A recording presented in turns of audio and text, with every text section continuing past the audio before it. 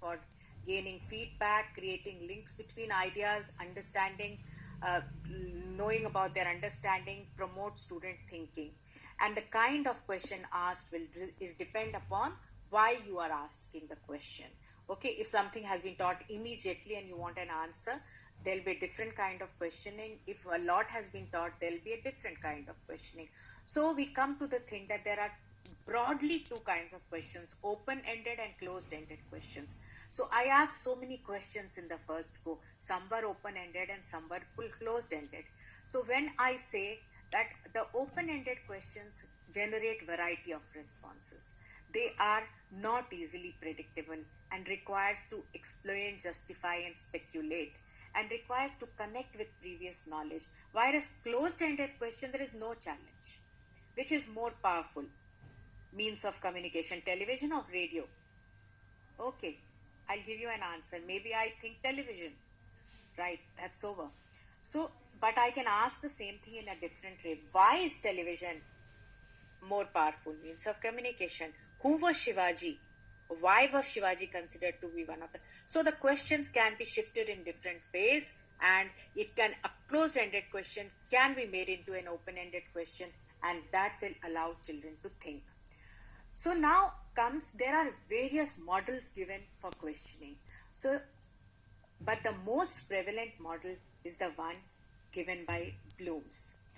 Mr. Benjamin Bloom actually studied the behavior of children when a question was asked. So when a question is asked, how does the child behave and how does the child use his cognitive abilities? How does the child think? Or a person, not a child.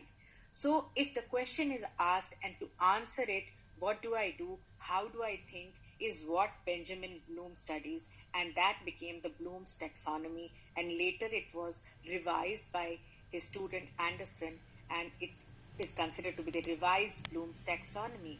It talks about remembering at the base. So if there is a question which needs to be answered, it will be based on the remembering questions are based on facts and basic concepts. And you will use terms like define, duplicate, list, okay, and repeat, things like that to check the question for remembering. Next comes, the level of questioning is understanding. So after I know the fact, then I will be able to answer some things beyond that. Maybe I can say it in my own words now. I can express it better. So I can classify, describe, discuss, explain it better. So this explains ideas or concepts only because I know the fact.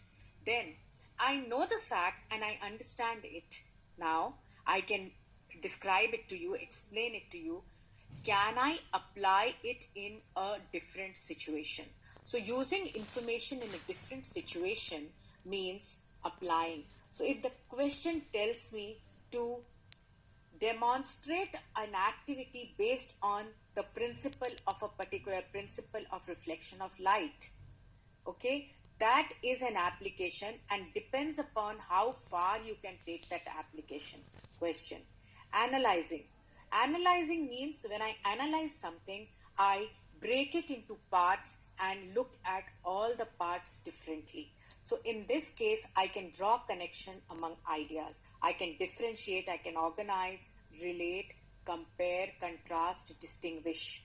So the questions, it's very easy now that if you use that question stem, say differentiate or compare, you are automatically telling the students to think at the fourth level. You know the fact, you understand it, you have applied it, and now you are breaking it into parts, analyzing it. And the next level is evaluating. So if you are asked whether your profession is the best profession, what would you do? You will evaluate it.